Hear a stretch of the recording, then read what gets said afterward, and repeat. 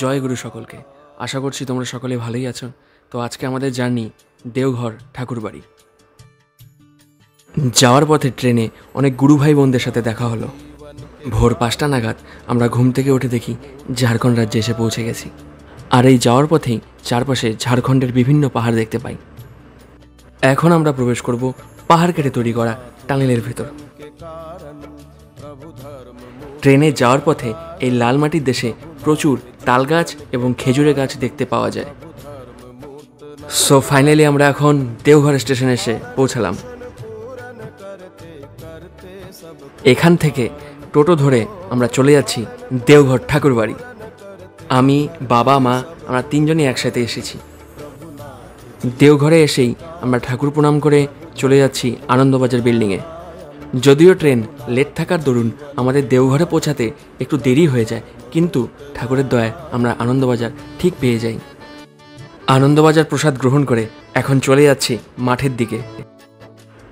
এই আনন্দবাজার বিল্ডিংয়ের মাঠেই রয়েছে সকলের প্রিয় পবন।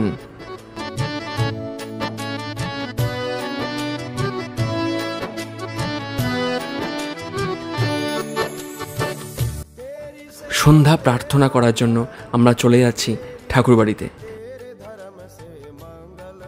আমরা প্রার্থনা শুরু হওয়ার অনেকটা আগেই বেরিয়ে গেলাম মন্দিরের পাশে দোকান থেকে চা খেতে।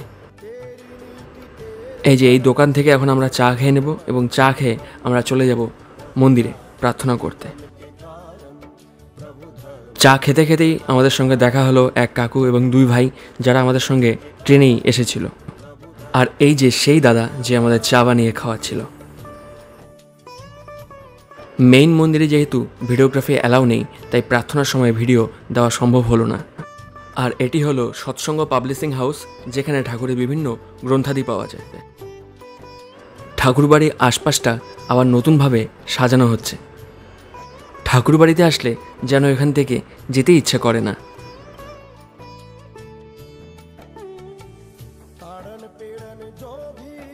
ঠাকুরবাড়ির ভিতরের পাহাড়ি পথ দিয়ে আমরা এখন চলে যাচ্ছি বদ্দার বাড়ির দিকে, সেখানে শ্রী শ্রী আচার্যদেবের দর্শন এবং প্রণাম করতে।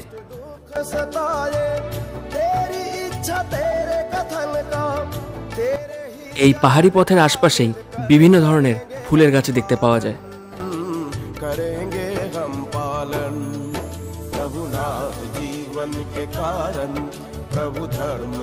সন্ধ্যায় মনমোহিনী ধামে সৎসঙ্গের আয়োজন করা হয়েছিল, আর এই সৎসঙ্গে এখন কীর্তন পরিবেশিত হচ্ছে।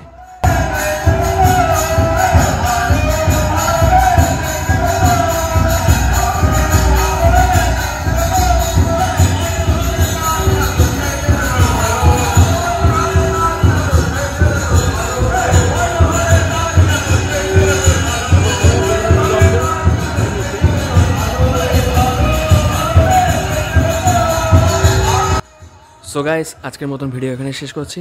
দেখা হচ্ছে এই ভিডিও নেক্সট পার্টে। জয় গুরু সকলকে।